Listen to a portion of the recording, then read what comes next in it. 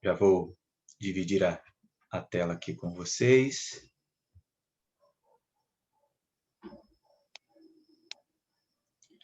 Boa noite para todos que estão entrando. Boa noite, pastor. Boa noite, pastor.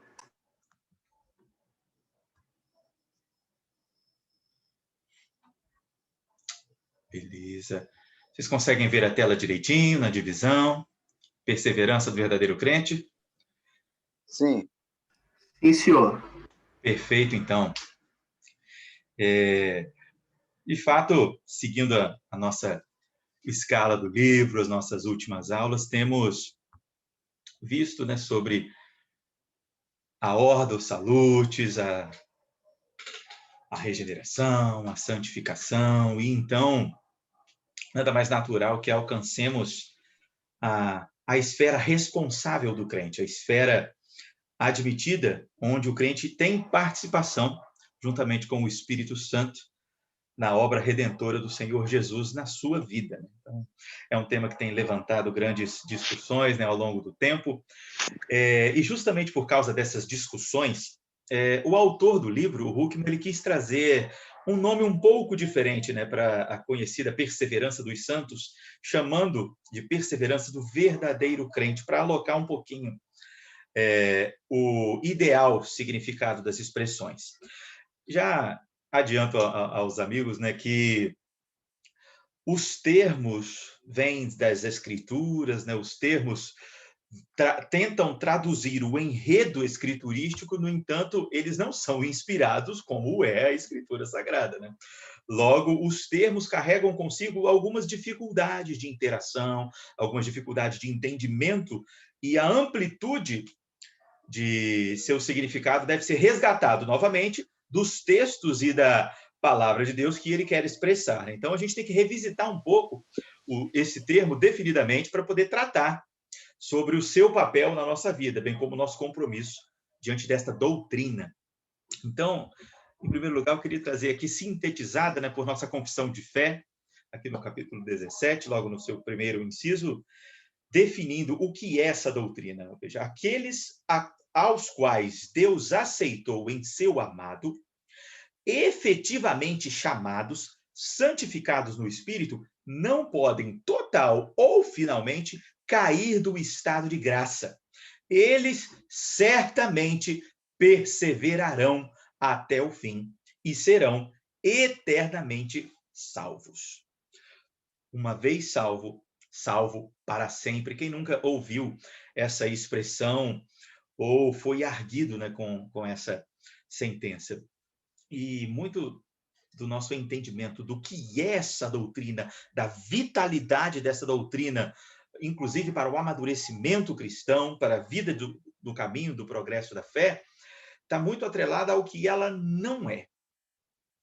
É muito comum a gente entender ou ouvir de alguns irmãos a sentença, né, confrontativa de que isso é prepotência, de que a certeza da salvação encoraja a leniência, irresponsabilidade, descuido do caminho da fé, que um cristão ter a certeza da salvação e declarar por si irrevogavelmente salvo chega a ser herético, né, conforme temos ouvido. Mas vamos fazer aqui um resgate histórico antes de tratar desse termo, dentro da Escritura, antes de tratarmos sobre o que ele não é, um pequeno resgate histórico das suas fundações, a própria reforma em si.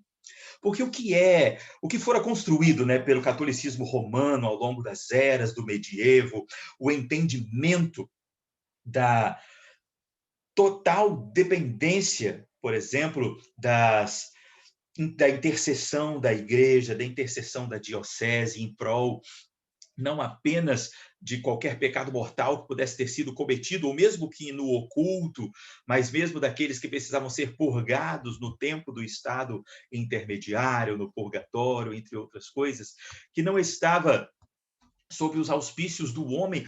Como o homem poderia declarar por ele ser salvo, algo que está restrito à ação do Senhor, mas, no entanto, dentro do pensamento romano, naquele tempo, não era simplesmente algo que é exclusivo do Senhor, logo exclusivo da soberania de Deus, logo longe dos auspícios do homem, era algo muito mais punitivo, porque demandava horror, temor. O homem não tinha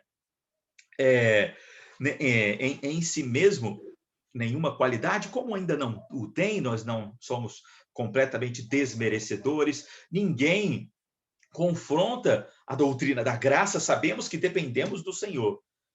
No entanto, o homem precisava constantemente zelar por si, ou zelar pela instituição que zela por ele, a fim de garantir a sua salvação, a fim de, por sua caridade, ou mesmo aos tardos da Idade Média, já próximos aos tempos da Reforma, por passo da indulgência, o homem necessariamente precisa recorrer, por sua própria razão, por suas próprias finanças, aquilo que lhe pudesse garantir o seu salvo-conduto.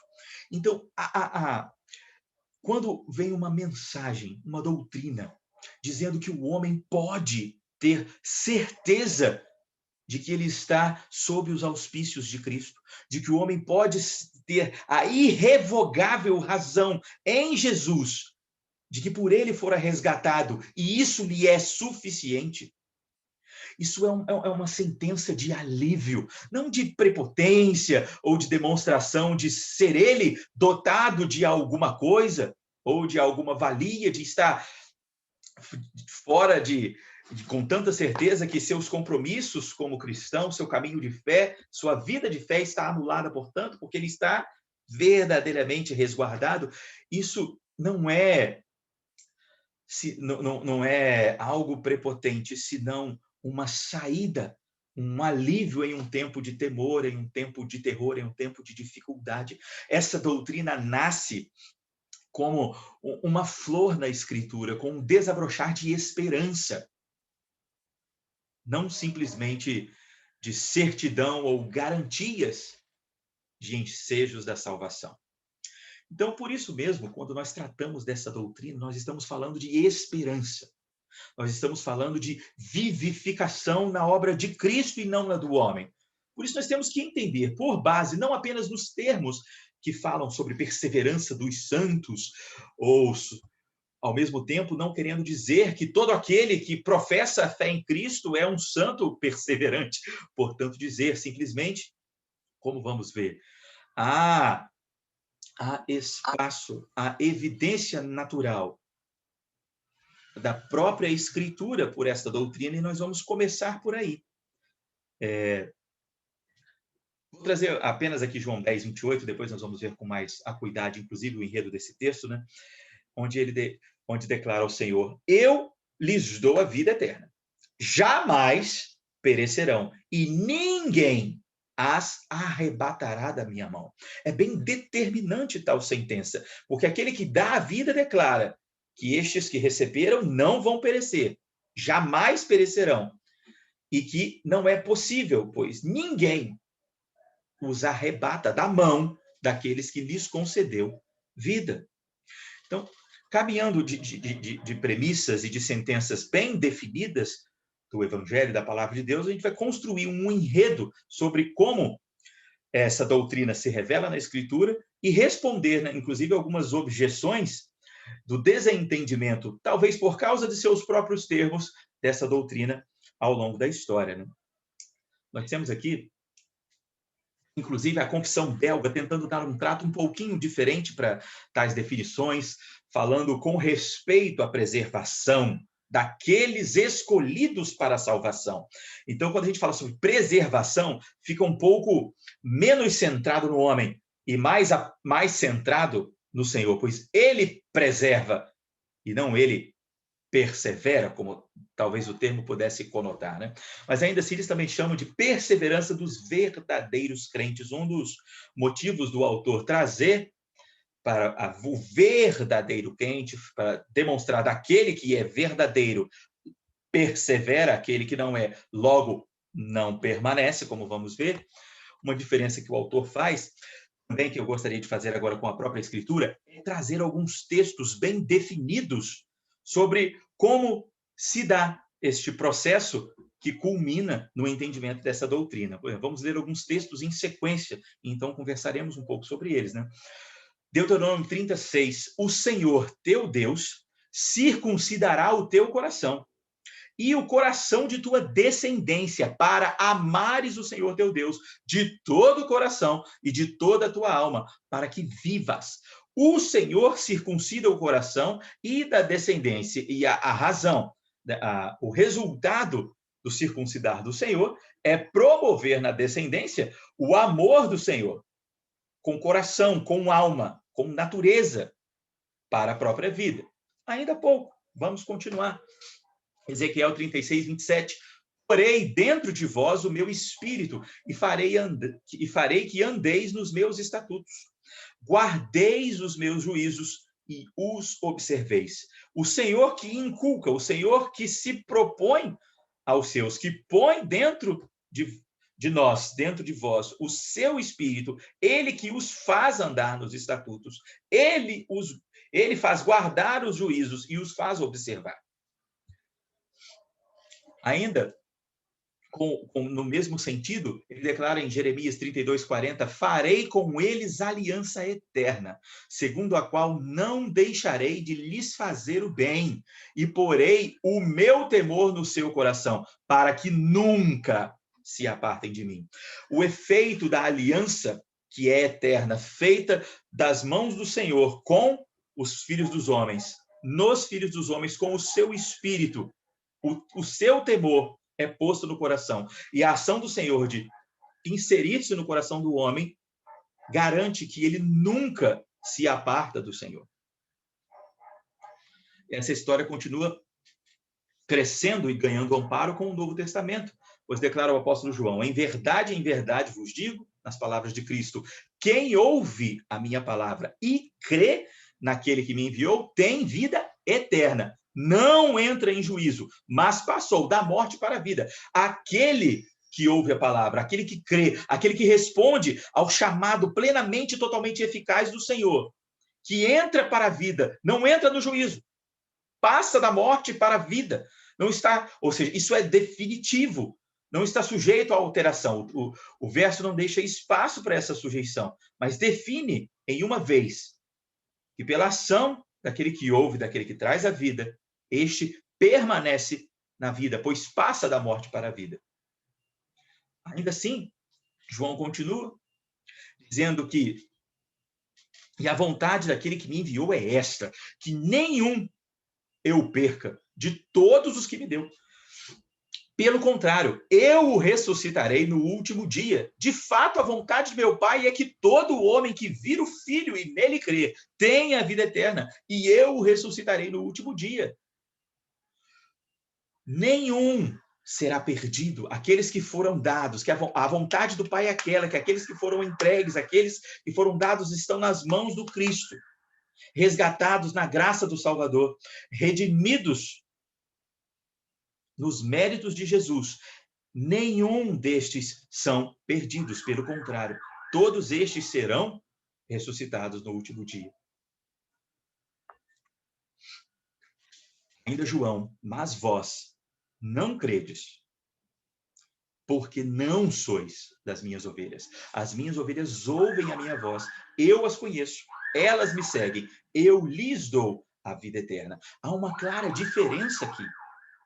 Porque do mesmo modo em que a palavra do Senhor vem determinar em firme instância que estes que são resgatados, estes que ouvem, que creem, permanecem, ou melhor, são permanecidos pelas mãos do próprio Senhor, ele que propõe seu espírito, ele que traz a vida, ele que traz o entendimento, ele que resgata e prepara e conduz. Estes que ele aprove em si, no seu Filho, os escolher e os mantém, declara também que aqueles que não creem porque não são.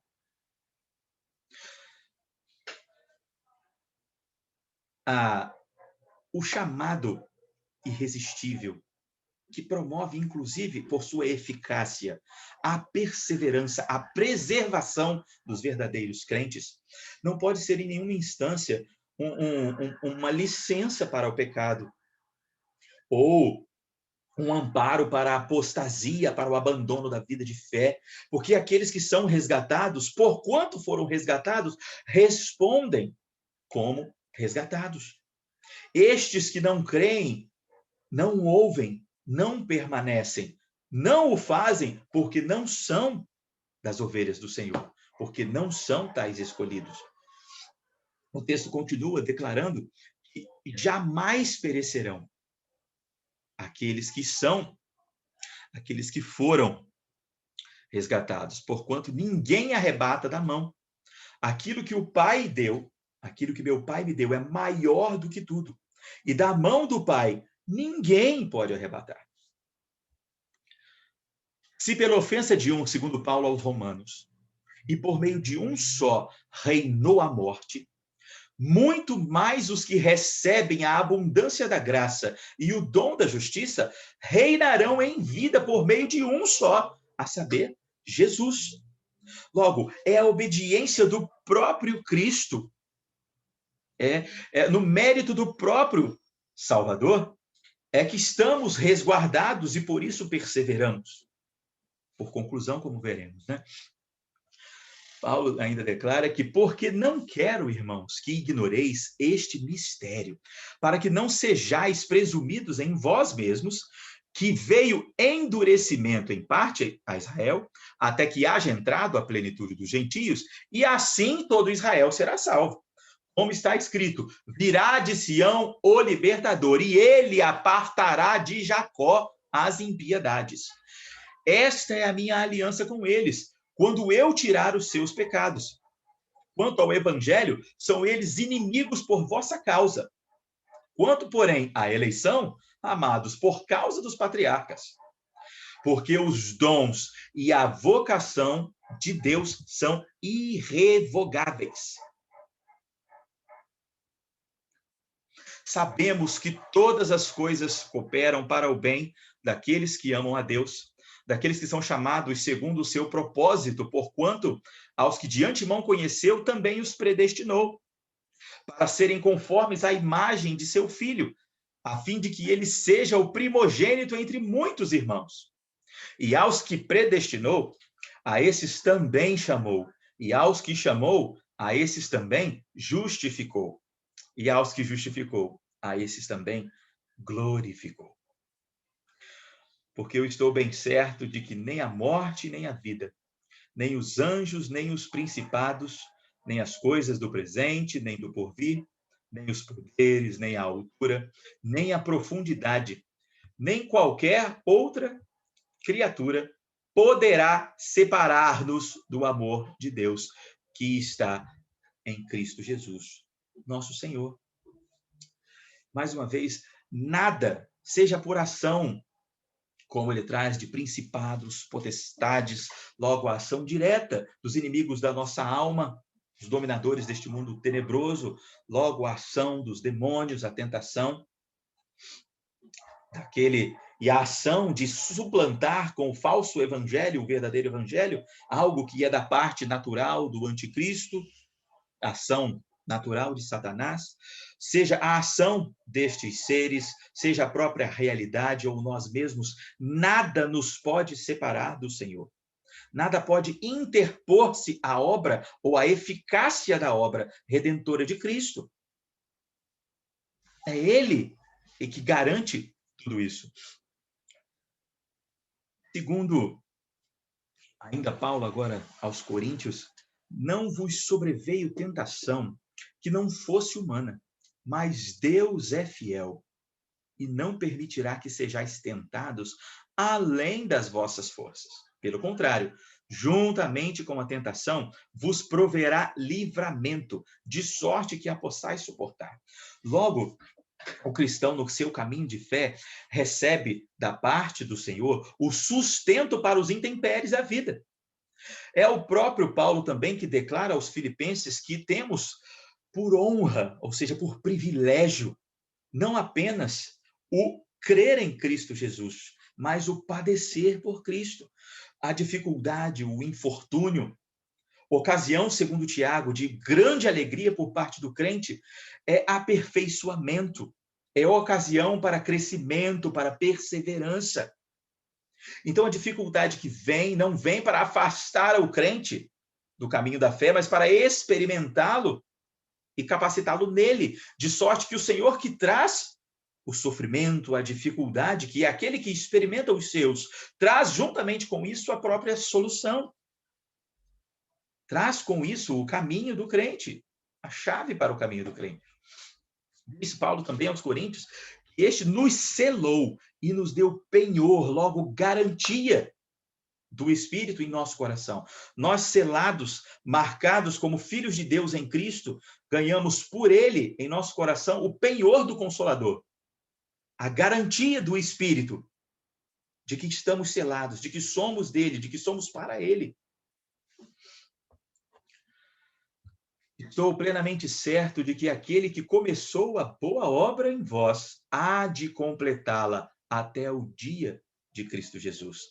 É o próprio Deus que, por si, no penhor do seu Espírito, completa a obra em nós. Completa em nós a sua preservação, a perseverança destes que foram escolhidos, destes que foram resgatados. Porque com uma única oferta aperfeiçoou para sempre quantos estão sendo santificados. Guardemos firme a confissão da esperança sem vacilar, pois quem fez a promessa é fiel. Logo, a nossa perseverança está baseada não simplesmente na nossa força de vontade, ou no nosso coração renovado, que por ter sido renovado, por si mesmo continua caminhando para o Senhor, produzindo para o Senhor em perseverança. Mas por causa dos méritos de Jesus, por causa do sacrifício de Cristo, da regeneração do Espírito em nós, ele aperfeiçoa, nos condiciona para sempre. Estes, nós, que estamos sendo santificados nele, para guardarmos firmemente esta confissão de esperança. Este anúncio, como já vimos, não é prepotência, esse anúncio de exatidão, de certeza do nosso resgate. Não é confiança nos nossos próprios meios, não é a força da nossa mão, mas a convicção e a confissão da esperança de que sabemos que é o Cristo que assim o faz. E essa nossa certeza, firmeza na promessa que dele recebemos, como o texto de Judas vem também lembrar aqueles que está escrevendo, o chamando de aos chamados, amados em Deus Pai e guardados em Cristo. Estes que foram chamados pelo amor, e neste amor de Cristo são guardados, como ele introduz a sua epístola, porque ele queria falar realmente, como ele declara, da salvação, da riqueza e da profundidade da salvação, da extensão da nossa esperança e da nossa diligência como cristãos. No entanto, há risco para a igreja, há falsos mestres que diminuem a autoridade do Cristo e ele precisa combatê-los. Mas ele conclui a sua epístola dizendo, ora, aquele que é poderoso para vos guardar de tropeços e para vos apresentar com exultação, imaculados diante da sua glória. Ora, estes que estão lutando contra o desvio, o delírio e a desestrutura dos falsos mestres na igreja, como Judas entende que foi anunciado por Pedro e agora já acontecia no meio dos irmãos. Ele dizia que a igreja, frente a este insano devaneio dos falsos mestres, deveria permanecer como igreja. Ele não declara acendam suas tochas, levantem seus forcados, em linguagem mais medieval, e destronem falsos mestres. Ele declara permaneçam crentes, diligentes. Mas o homem pode tropeçar, não somos escravos mais dos nossos pecados, pois somos redimidos e resgatados em Cristo. Mas estamos sujeitos a ele, porquanto ainda em santificação, não estamos unidos a ele completamente em glória. Estamos sujeitos ao pecado. Mas estes que estão sujeitos ao erro, estão consagrados àquele que é poderoso para nos guardar dos tropeços, para nos resguardar dos erros. e que nos apresenta com exultação, imaculados. Quem nos apresenta, quem nos garante, quem nos preserva? Aquele que é poderoso.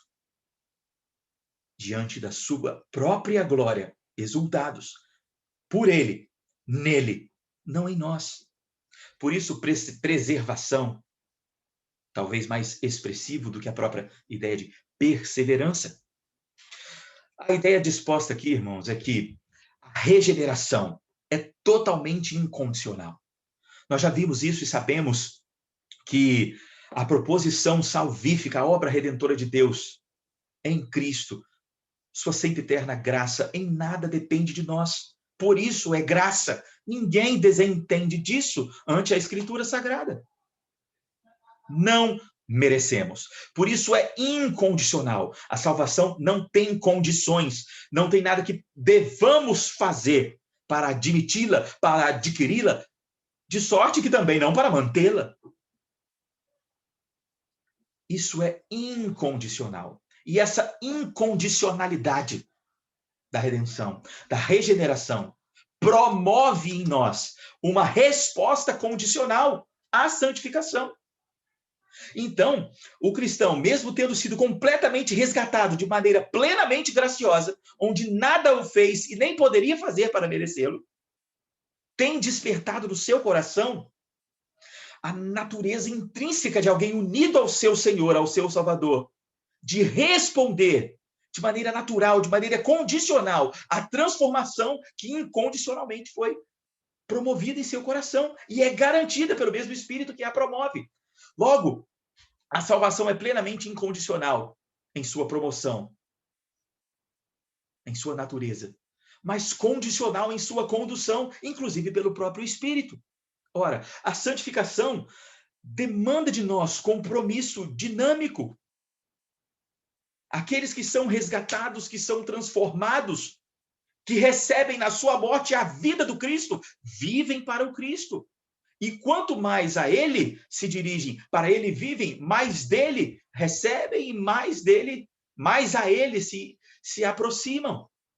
E isso é a ação do Espírito em nós, porquanto juntamente com a nossa resposta, promove na nossa vida a santificação.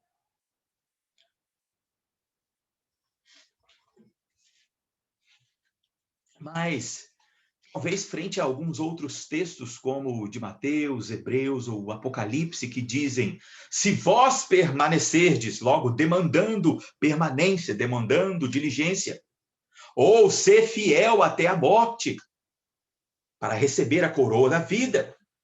O mesmo Apocalipse dizendo, conservas para que te não tomes.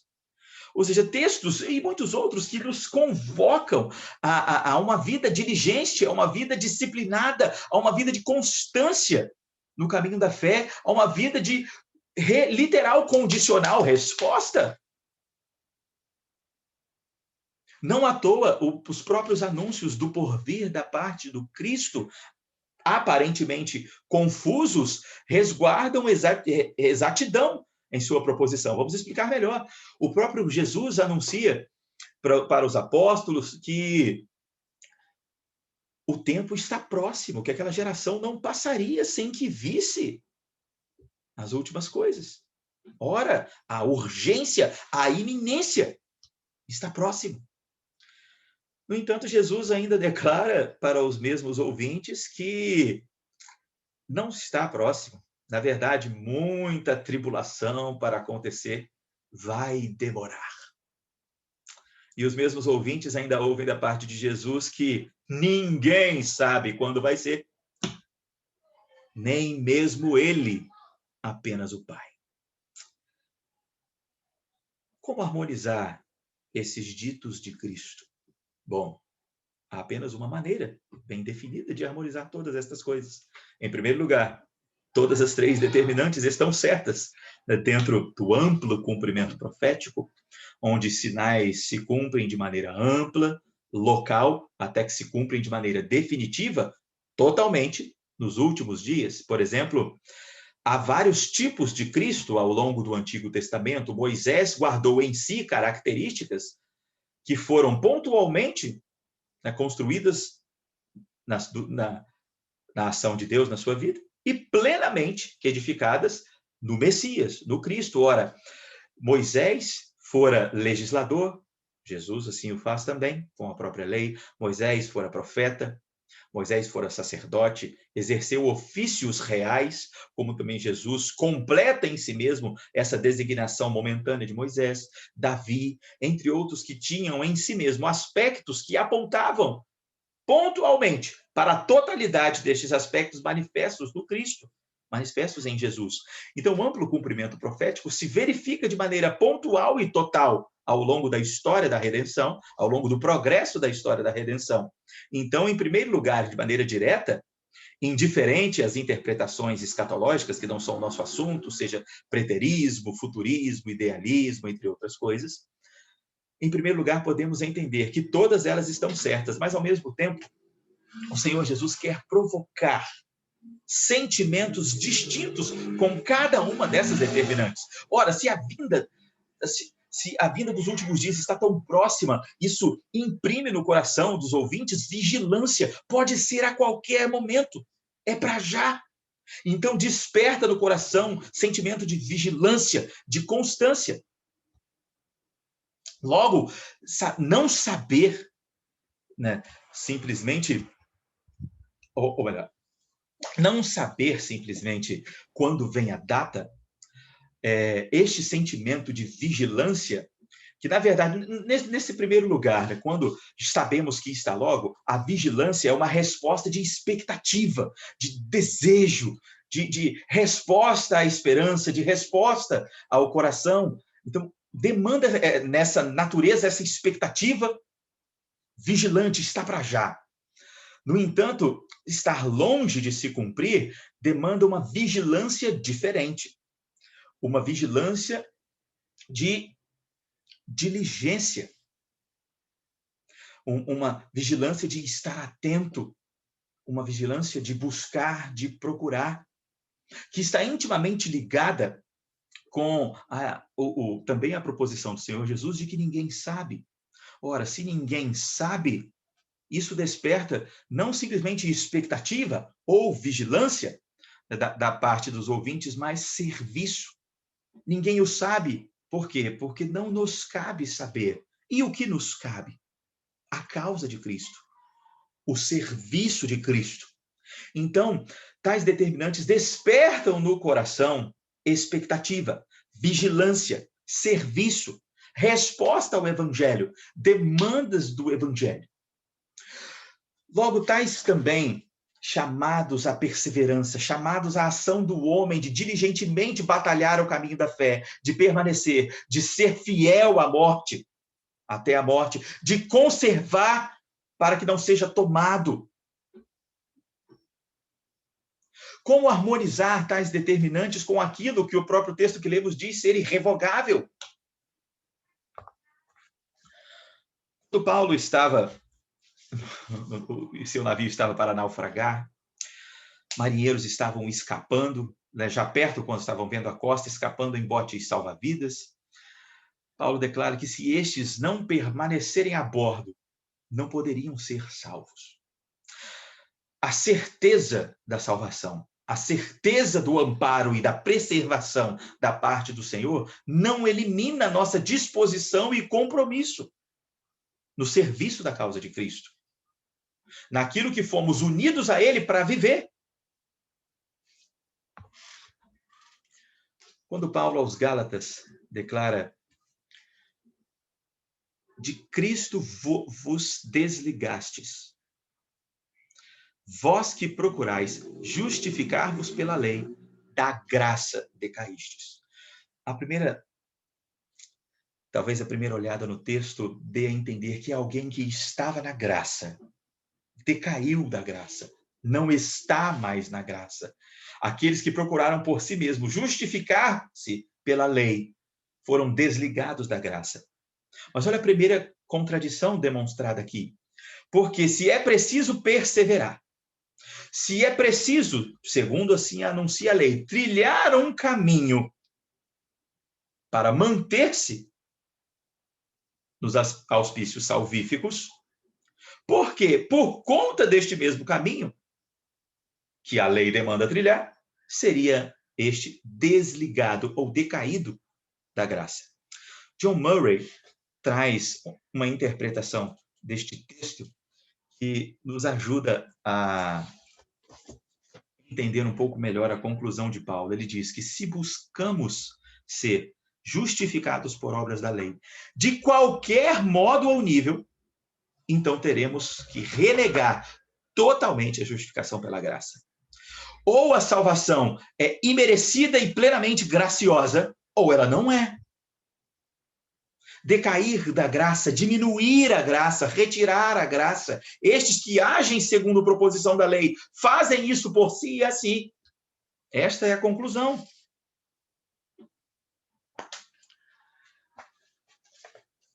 Ter certeza da nossa salvação é uma resposta de esperança e plena confiança na eficácia da obra do Cristo, não do crente. E este que promove obra sem igual, que por penhor do seu espírito garante o que nos é irrevogável, a sua própria obra. Por isso, os santos são preservados. Por isso, eles perseveram. Não por seu próprio braço, mas pela obra do seu Cristo. Por exemplo, Paulo, aos Coríntios, diz assim: examinai-vos a vós mesmos, se realmente estáis na fé, provai-vos a vós mesmos. Logo, né, como que a gente pode entender que estamos realmente permanecidos na vida, que perseveramos, que a firmeza e segurança de Cristo está em nós? Por causa da nossa vida e santidade diante do Senhor. Por causa do progresso da vida de fé em Cristo. Temos por determinante natural de quem somos nosso estreitamento com o Senhor, nossa busca pelo Senhor. Nosso conhecimento do Senhor, que promove profundidade do nosso relacionamento para com Ele. E isso é identidade do cristão. Não viver para si, mas viver para o Cristo. Isso é compromisso de morte e não de vida, pois morremos em Cristo, morremos com Cristo, crucificados nele, para que vivamos nele também. Uma vez que este que morreu a nossa morte nos possibilita viver a sua vida. Plena e totalmente eficaz. A resposta dos santos é a natural conclusão promovida pela totalidade deste ofício. O resultado de tudo isso.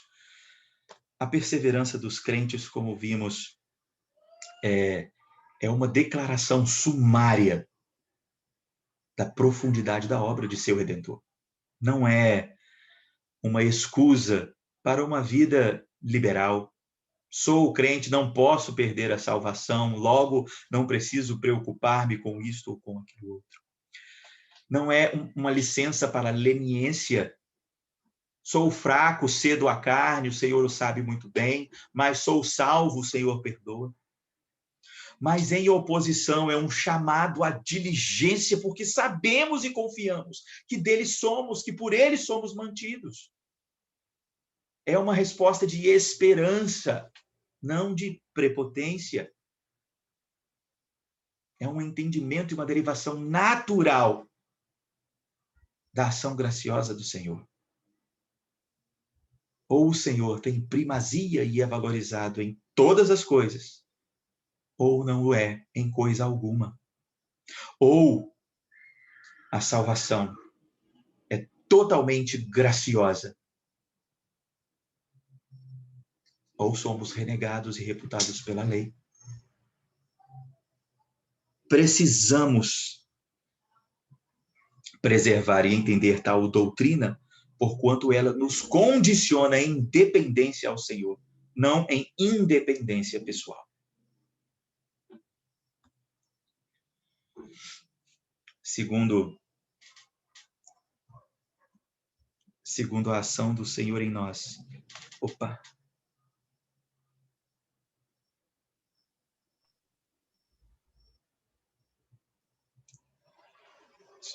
Creio que deu certinho agora. Segundo a ação do Senhor em nós, que por seu penhor nos garante isso, é Ele mesmo que nos condiciona nisso. Por isso a busca do crente. Por isso a nossa vida de santidade, a nossa resposta condicional, a plenamente incondicional ação da graça de Deus em nós, também é promovida por Ele, por seu Espírito. Isso não é, como vimos, licença, mas esperança. Isso não é negligência, mas disciplina. Unida a toda doutrina da salvação, essa é apenas uma instância natural, um resultado natural da obra tão profunda, intensa e graciosa que proporciona o sacrifício do nosso Senhor. Caminhando para a conclusão, né, do nosso assunto, a nossa resposta condicional com disciplina, nos esmerarmos no caminho do Senhor. Somos cobrados por isso, porque somos nessa cobrança lembrados, incitados no nosso compromisso em resposta natural ao que recebemos, a assim respondermos. O Senhor Jesus também ensina através da parábola dos talentos que um Senhor deixando talentos com seus servos, aquele que recebera 5 talentos, granjeou, produziu, e utilizando seus talentos, seus dons, eles foram dobrados e foi tido por seu Senhor em seu retorno, servo bom. Aquele que recebera 2 talentos, granjeou, rendeu, dobrou também sua quantidade de 2 para 4, fora tido como bom servo. Não há ali nenhuma diferença ou recompensa para aquele que fez 10 ou para aquele que fez 4. Ambos diligentemente responderam, segundo capacitados foram, para agir da maneira que agiram, e foram beneficiados pelo que foi promovido neles, não simplesmente por quanto fizeram. É igual o amparo que recebem do seu Senhor, indiferente à quantidade dedicada de serviço, podemos chamar de perseverança no ofício que receberam. No entanto, há larga diferença quanto àquele que recebera 1. E por seu medo, por seu destempero, fugindo ao seu compromisso, fugindo à missão que recebera do seu Senhor, não perdera o que recebeu, mas ocultara, e devolve exatamente aquilo que recebeu. Mas ele é um servo mau. E aquilo que tinha lhe foi tomado. E aquele seu único talento que ele guardou ao invés de granjear, foi dado àquele que muito o fizera, que agora tem 11. Ora, a nossa resposta, nosso compromisso condicional para aquilo que foi promovido em nós de maneira incondicional é parte da vida cristã. É nosso compromisso, sim, com perseverança, responder ativamente, granjear naquilo que nos impôs o Senhor pelo seu próprio serviço. E fazendo muito ou fazendo pouco, sendo Ele o promotor disso tudo em nós, não há diferença entre nós como não houve entre aqueles. Mas aqueles que não o fazem porque não são bons, porque não são escolhidos, porque não são os resgatados, mas porque são maus. E estes lhes são tirados aquilo que lhes fora dado. Nossa disposição para com o Senhor é irrevogável, porque não está baseada naquilo que somos, naquilo que fazemos, mas naquilo que o é e fez o Senhor Jesus. E manifestamos isso, sendo e fazendo aquilo que por Ele podemos ser e fazer. A suma de tudo isso, a esperança dessa certeza e convicção, Cristo e não o homem. Vamos orar? Senhor Jesus, Pai amado, ante, Pai, ao penhor do Teu Espírito, Pai, que implica em nós a Tua vontade. Sabemos, Pai, que o Senhor opera pelo privilégio, sim, Pai, que temos de operar a Tua vontade através de nós, apesar de nós, Pai, para a Tua própria glória e não para a nossa. Sabemos, Pai, que aquilo que somos só o podemos ser por causa dos méritos de Jesus. E por causa da total eficácia de sua obra, Pai, temos nisso esperança, temos alento, alívio de saber, Pai, que encontramos refrigério no Senhor, que encontramos suficiência no Senhor, de que dependemos do Senhor, de que não somos nada sem o Senhor. Encha o nosso coração com esta convicção, com esta certeza, Pai, a fim de podermos desfrutar de tão maravilhosa doutrina, Pai, que anuncia que nas Tuas mãos, Pai, tudo encontra supremacia, conclusão, sustento, Pai, amparo. E de que no Senhor, pelo Senhor, somos mantidos. Encha o nosso coração com esta esperança. Prepara-nos, Pai, para a resposta diligente e dedicada que devemos, Pai, ante a ação do Senhor no nosso coração. Capacita-nos, Pai, para a vida contigo. Em nome de Jesus. Amém.